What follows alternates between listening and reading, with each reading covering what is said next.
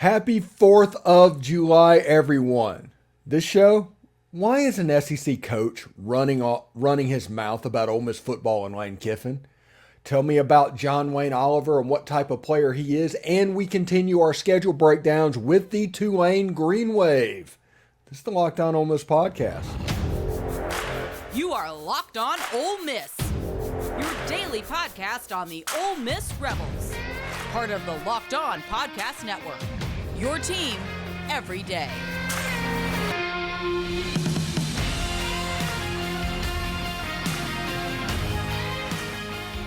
Thanks for making the Locked On Ole Miss podcast your first listen every day. We're free and available wherever you get your podcast and on YouTube. We're part of the Locked On Podcast Network, your team every day. Hello, I'm Stephen Willis. Happy 4th of July. This is the Locked On Ole Miss podcast. Now, when magazine season hits, which it does every year like clockwork, and we look forward to it, these magazines pop up all over the place, and we read them and we consume all kinds of information about those teams. Well, one of the things that Athlon is doing is getting anonymous SEC coaches to talk out about somebody else in the conference. Obviously, they're not named because they want that gossip factor to do. And it works out just because of that gossip factor. But one of the things, SEC coach takes a shot at Lane Kiffin and Ole Miss. Now, the question is, which SEC coach are we talking about here? If it's Nick Saban, I'm going to be willing to listen to what he says. If it's Kirby Smart, I'm going to be able to listen to what he said. But if it's Billy Napier, if it's Sam Pittman, if it's Zach Arnett, if it's Hugh Freeze, if it's Josh Heupel, shut up. You don't know what the heck you're talking about. And this is the write-up of what they said about Lane Kiffin and the Ole Miss athletic program. This is a one-sided football team that will have to create turnovers on defense to stay in games against top-level teams, the anonymous coach told Athlon Sports. The coach said that the Rebels lean too much on their offense instead of balancing the team with an improved defense. New defensive coordinator Pete Golding is going to create a good defense eventually, but not this year. He's going to learn there's no balance with Lane. It's not like Tuscaloosa. You're going to be stressed to keep up with short scoring drives and quick changes of possession. There's some truth to the anonymous coach's claims, particularly that Ole Miss's offense has been better than its defense since Kiffin arrived in 2020. I can see where you would see that. But because of Ole Miss having a top 10 offense the last 3 years, that is not at the detriment and the one-sidedness. That's not an example of that. The defense was changed over from DJ Durkin when it was terrible. It was notoriously bad in 2020. It was awful. I think Alabama played a full game where they got like 7 or 8 yards below the maximum amount of yards that they could have during that game. The defense was awful under DJ Durkin. And because of that, Ole Miss decided to revamp their defense. So they decided to do this fad, this John Haycock Iowa State thing, and run that. And the defense did get marginally better. And the whole purpose of that defense was to catch the other team and do bend but don't break and let a college quarterback do college quarterback things to where you can get possessions. And Ole Miss went to a Sugar Bowl that year. You see how it's kind of tough to discount exactly what they do with coaching and balance and things like that. After that year, DJ Durkin went to Texas A&M, and Ole Miss decided to have some continuity and hire Chris Partridge for the full-time job. His first time as a full-time defensive coordinator. This is not a shot on Lane Kiffin because, like I said, the year before they had just went to the Sugar Bowl. They hire Chris Partridge, it doesn't work out. He gets 1 year, and he essentially gets let go. He's told to find gainful other employment. And Ole Miss goes out and gets Pete Golding, who has had a top 10 defense the last 3 years and at least a top 20 defense in all of his years at Alabama. Now, when I tell you all of that, does that strike you as a coach that is not interested in balance? Does that strike you as a coach that is only interested in one side of the ball? Somebody tinkering that much on that side of the ball, does that give you that impression? Because it doesn't give me. What I think is happening here is sour grapes, because Lane Kiffin has trolled probably 4 or 5 coaches inside the Southeastern Conference, to where he's probably made some enemies. If the coach interviewed was Jimbo Fisher, yes, Jimbo Fisher would absolutely say that. Jimbo Fisher hasn't beat Lane Kiffin, but Jimbo Fisher would absolutely say that. Billy Napier would absolutely say that. There's some weird thing going on with Florida and Lane Kiffin right now. It's absolutely bizarre. Auburn would say that about Lane Kiffin. Missouri, for some reason, would say that about Lane Kiffin. Not necessarily true, but they would say it. And the other thing that I'd like to talk about is this could be a generational look at how football is viewed. And people that are time of possession hawks and things like that. To me, time of possession is the most useless statistic in football. It is kind of like a possession rate in soccer. It just doesn't matter. Because, for example, Tennessee beat Kentucky 2 years ago and had 14 minutes of time of possession. Everything in that time of possession said that Kentucky should have boat raced that game, but they didn't. Why? Because time of possession is not a true indicator of how the game is going in modern college football. Now, I understand balance and wanting to have a balanced team. And Lane Kiffin is absolutely trying to have a balanced team. He's doing the things necessary to create a balanced team. The hiring of Pete Golding after getting rid of Chris Partridge is not an indicator of not trying to have a balanced team and just kind of willy-nilly doing it. Now, what Lane Kiffin does do is take points whenever they're available. There's no sense in having a 10-play drive when a 2-play drive will do. But this is a team that runs the football a lot. So whenever they need to, they can do a tempo and really stress out the defense on the other side of the field as well. It's just not all based on that number. It's not all about protecting the defense.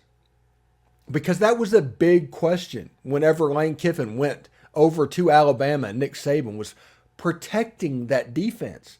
There was a situation where they were genuinely worried about scoring too quickly, because all of a sudden your defense, which was giving up 8 points a game, all of a sudden is giving up 13 points a game because the offense is scoring so quickly.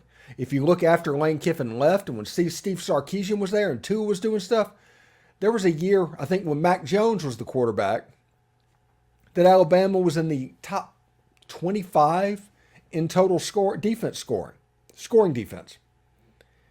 And that is just because the offense was the most prolific in SEC history. And if you want a defense that is dominant, if you want the 2011 Alabama Crimson Tide defense, you can't have an offense like that. You have to throttle down your offense to protect your defense. So by balance, what he's meaning is he doesn't want the offense to be that effective in order to make the defense look better. But the reality of the situation is, if you win a game 31-17, it's just as good as winning it 17-7. You still are winning by multiple scores. It just doesn't look good on the stat line of the defensive statistics. It's pretty interesting whenever I think about what's going on in college football, because this advent of tempo and spread offenses and things like that, they really put the defenses, in harm's way. And people that were real defensive hawks now are having to come to terms with the fact that defenses just aren't as good as they were. Georgia had a generational defense 2 years ago. And that defense, I think, was still 10 points a game or something like that. Something that 10 years ago would have been good enough for like 5th in the country. But the defense was considered generational and what they were built on. Now, granted, Georgia's offense actually protected the defense. They still do the protect the defense thing. The other side of what Lane Kiffin does on the offensive side of the ball is what Georgia does on the defensive side of the ball. It just is. It's just the way it works. It's college football. It happens. There's different styles. But if a coach if Nick Saban or Kirby Smart is saying this about Lane Kiffin, I might be able to believe it. I definitely would believe it with Kirby because he protects the defense so much. He's like the flip side of the equation. But if it's like Jimbo or Eli Drinkwitz or Sam Pittman or somebody like that, I don't care. I don't think you know what you're talking about. You have to prove that this doesn't work. If he's beating you, it doesn't matter. If they're beating him, yeah, you can talk. But if you're not beating him, shut up even anonymously because it's just a bad look. Anyway, when we come back, we are going to talk about John Wayne Oliver, who just committed to the Ole Miss Rebels a couple weeks back. We're going to do a little film breakdown on him. But first, I do want to let you know that today's show is brought to you by FanDuel Sportsbook, America's #1 sportsbook. And it's time to take your first swing at betting MLB on FanDuel and get 10 times your first bet amount in bonus bets up to $200. That's right. Just $20 and you'll land $200 in bonus bets, win or lose. Can't beat that. That's $200 you can spend betting on everything from money line to under over to who do you think is going to hit the first home run. All of that on an app that is safe, secure, and super easy to use. Plus, when you win, you get paid instantly. Now, I do realize Mississippi is a brick and mortar casino state. So if you want to gamble on sports, you actually have to go to a building. But if you go to Louisiana, like we're doing a preview today of the Tulane Green Wave, Ole Miss is playing in New Orleans. You can use the FanDuel Sportsbook there. If you're going up to Memphis, if you're going to Jackson, Tennessee, if you're Nashville, Gatlinburg, Shreveport, Louisiana, Delta, Louisiana, you can use the FanDuel Sports app. And there's no better place to bet on the MLB than FanDuel. It's America's #1 sports book. So sign up today and receive up to $200 in bonus bets if you bet $20. It's pretty good. That's FanDuel.com/lockedon. FanDuel, an official partner of Major League Baseball. All right, this is a really interesting situation. Thank you again for making the Locked On Ole Miss podcast your first listen every day. Every dayers, a little bit late in the afternoon. If technology does not bite us, because we have not recorded this yet, we're going to try and get John Wayne Oliver, the player that we're going to talk about in this segment on this show, which should be I'm pretty fired up because this player, Brian Smith, has watched this player and broke him down. He couldn't do a video on it, but he did let me know his thoughts on it. And I watched this video and broke it down and some interesting thoughts on it as well. But the main thing you notice with this player is, it's a decent level of football. That academy league around Nashville and in Tennessee is good football. That's Innsworth and CPA and MBA and schools like that, the Baylor School, just over and over and over again. Good players. Now, when you look at John Wayne on film, and he flashes, he definitely flashes, but one thing you notice is he may be pretty decently sized, but he looks like he's kind of undersized. And the one thing that you notice, and the one thing that Brian Smith brought up to me is he may be the strongest guy on the field, and he does a lot of his work on his upper body. So whenever he gets developed, whenever John Garrison gets his hands on him and shows him how to be a technician playing football and starting to use his lower body and his core and all of this stuff moving around, this athleticism and strength that is natural to John Wayne Oliver will only get exponentially better. And that is a reason I think the ceiling on this kid has a chance to be so high. Brian Smith's exact word about this prospect is he's a hoss. And he absolutely is. He's got a mean streak. He's physical. He enjoys playing the game. He's really athletic for a big guy. Like I said, he might be a little bit undersized at this point, but once he hits a training table and a college workout program, that's not going to be a problem anymore. But the one issue that you see on his video is that he may be too upper body dependent. And like I said, John Garrison can fix that. He can fix that. It's all about teaching him to become a technician, and somebody that played offensive line in Nebraska, he's going to be able to do that. John Garrison's very, very good set as an offensive line coach. I think at NC State he had like 2 all-ACC players last year, and the year before he had a player drafted 8th in their draft. He knows what he's doing on the offensive line. And he has a familiarity with this system. And that is very important as well because it is a little bit different. There's a little bit of deception that's involved in this offense. There's a whole lot of run blocking, and offensive linemen need to be able to understand that it's easier to get off a run block than it is a pass block. And if it's an RPO and the quarterback holds the ball too long, they can get home. So you have to be very cognizant of hitting your landmarks, essentially. If you're supposed to go to the outside shoulder of the defender, you need to get there, because if you get too far one way or the other, it's going to be easier for them to shed you. And 2.5 seconds in pass protection for an RPO becomes 2 seconds or less than that.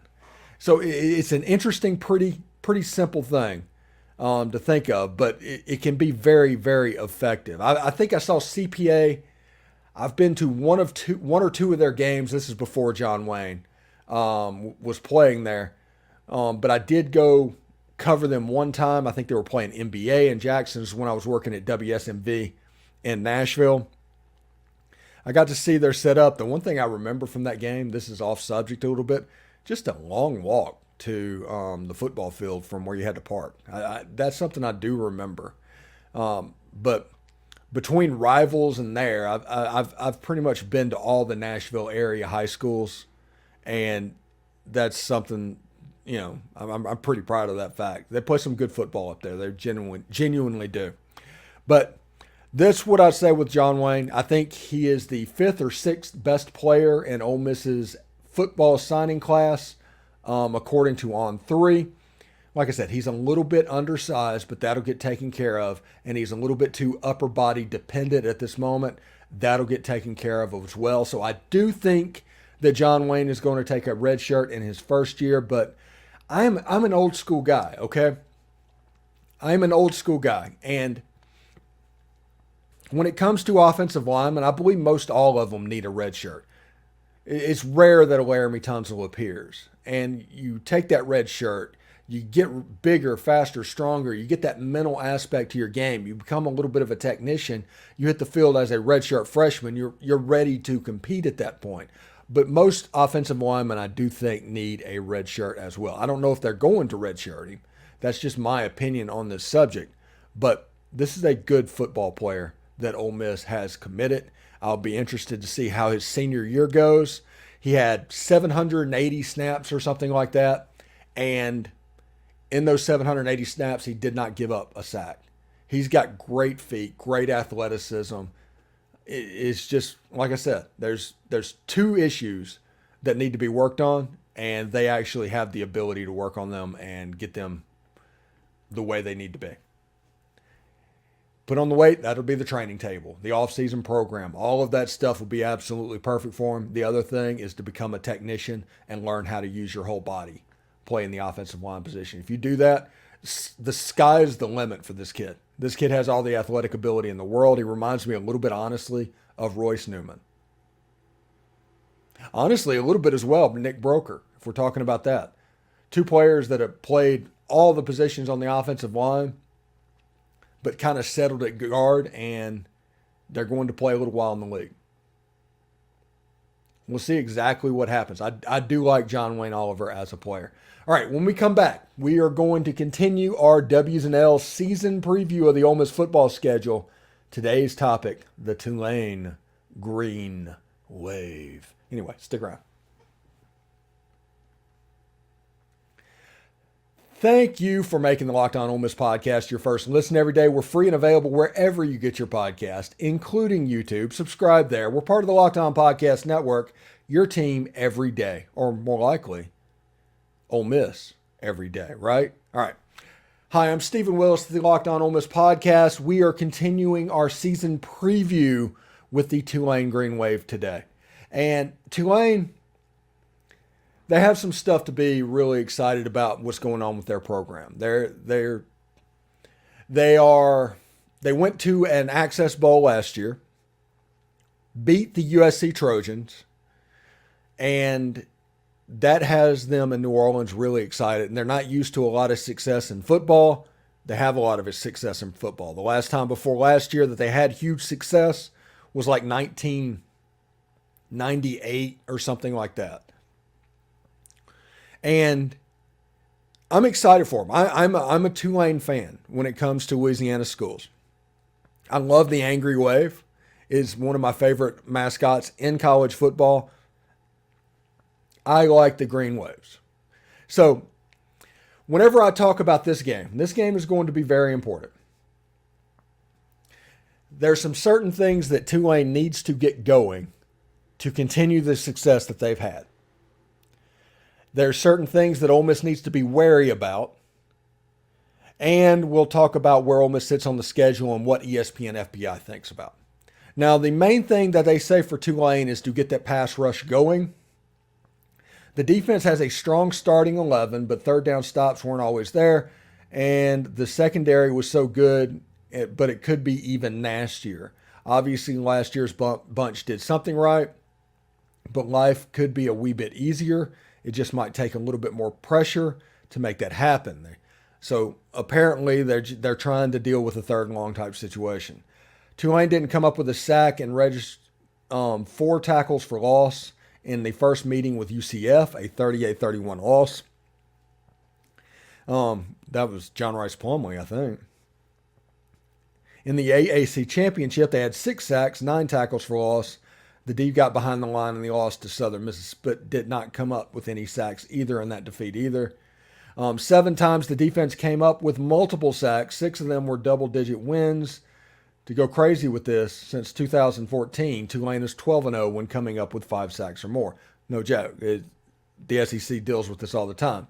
The SEC is a line of scrimmage league. We understand this. Now, the one thing you need to understand about the Tulane Green Wave is Tyjae Spears has gone pro. He is the best pro prospect that the Tulane Green Wave have produced since probably Matt Forte. Okay? Really good prospect. But you also need to realize their backup running back, Cameron Carroll, has gone to the Florida Gators. The Green Waves needed safety help right away and got it from a few terrific transfers. Pettisclaw should be the most impactful, especially against the run. 5th-year veteran made 197 tackles over the last 4 seasons with 3 sacks, 17 for loss, and 16 passes broken up. He'll be a stat sheet filler. Tyjae Spears was able to take on most of the rushing workload last year, but it would have been a whole lot easier if Cameron Carroll was around too. The tough back who ran for over 6 yards a pop and 12 touchdowns in 2020 and was good in the rotation in 2021, got hurt right out of the gate last season, was done for the year. With Spears gone, it would have been nice to have had Carroll around instead. He'll be a good part of Billy Napier's running back rotation. That's important. Because Tyjae Spears, a generational player at Tulane, he is gone. Carroll was the guy that would step up to do that. So now we have questions about that backfield. Now they do have Michael Pratt. They do have some weapons. And this is one of the most well-coached teams that Ole Miss will face. And we'll talk about that in just a second. All right, their key game is the Ole Miss game.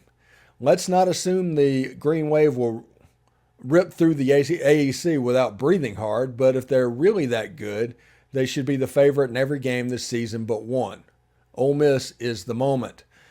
Last year, the win over Kansas State turned out to be a really big deal. And this year, it's when Lane Kiffin's bunch comes to town. Win this, and then the talk of something really special happens, like what happens if Tulane goes through the year unbeaten, can start up, lose, and that's it for the college football playoff, but you can still reach the Access Bowl, New Year's 6. Now, this is a very key thing. This is the first time Ole Miss fans will have gone to Ullman Stadium. It's a 30,000-seater outside in New Orleans, which means it's going to be about 170 degrees. They're probably going to run out of water in the second quarter. Do not drink and tailgating because you will get dehydrated and it will burn straight through you. But also this game will be their Super Bowl. They're already talking about that. They're already talking about how this can be the difference maker in their season. They're talking playoff and New Year's 6 and stuff that I just don't know if it's there. Like I said, Michael Pratt's a good quarterback, but I know they're going to come jazzed up, and I know they're going to come ready to play, just like they did against USC. So it's going to be imperative for Ole Miss to play clean that day. You're going to hear me talk that week about Ole Miss needing to play clean. No penalties, no turnovers, no things like that. On Ole Miss will be absolutely fine. This is a game that Ole Miss should win. That's the other thing about this. Now, this is an absolute trap type game where something bad can happen. I do not expect something bad to happen. Now, if you look at Tulane's schedule, they do open with South Alabama at home. Then they get Ole Miss, and then they go to Southern Miss. Now, if you look at some fun stats, you see that opponents were penalized 74 times for 609 last year. Tulane, 56 for 48. That's about 5 penalties a game. Again, well-coached football team. First quarter scoring, Tulane 113, opponents 37. Again, well-coached football team. And punt return average, 9.9 for Tulane. Opponents average 1.1. Well-coached football team. Willie Fritz does a fantastic job down in New Orleans. And it's good for me to see Tulane going through this. They deserve to have a high-level football team at Tulane because in my whole life, they were essentially Vanderbilt, New Orleans. The ESPN FPI has a 72% chance that Ole Miss wins this game to a 27% chance that they lose it as well. And depending on which thing you see, Ole Miss and Tulane might be right next to each other in preseason rankings as people are going. Now, I do think Tyjae Spears was the difference maker. I think he was an unbelievable special player. I do like Michael Pratt. I do not think Michael Pratt is Bryce Young or somebody like that. He probably makes some plays. He ran the ball pretty well and went over 100 yards against USC, but he was like 9 of 19 throwing the football against that secondary that Utah just absolutely carved up before that. So that is something to keep an eye on as well. If this game gets pear-shaped, it probably is Ole Miss running away with the game. I think if Ole Miss were to drop this game, it's a messy, sloppy game. In the middle of September, Ole Miss has 3 or 4 or 5 turnovers. Tulane capitalizes, wins a 27-24 type football game. That's what I think happens if Ole Miss loses. But if Ole Miss wins, and when Ole Miss wins on this situation, because I do think Ole Miss is going to win this football game. I do think Ole Miss is going to do the things that they need to do to pick up a win at Tulane. And they'll start off the season 2-0. When we come back tomorrow, we will talk the Georgia Tech Yellow Jackets and the long-awaited trip to Oxford, Mississippi for Georgia Tech. We'll even talk about that a little bit. We did a video last summer about the Ole Miss Georgia Tech game and how this game that week is going to be the fulfillment of a fight and the reconciliation of a fight that has been 60, 70 years in the making. It's absolutely bizarre. Anyway, thanks again for making the Locked On Ole Miss podcast your first listen every day. We're free and available wherever you get your podcast, including YouTube. We're part of the Locked On Podcast Network. Everydayers. We're going to try and get John Wayne Oliver. We're going to continue our schedule previews. We're working towards SEC Media Days. I do want to thank y'all for tuning in. Y'all do a fantastic job. And this is just a ton of fun as well. But until tomorrow, everybody have a happy 4th of July. Be careful shooting fireworks. And with your beer and swimming and all of that stuff where bad stuff can happen, be careful doing that. We'll see you tomorrow. Hotty toddy.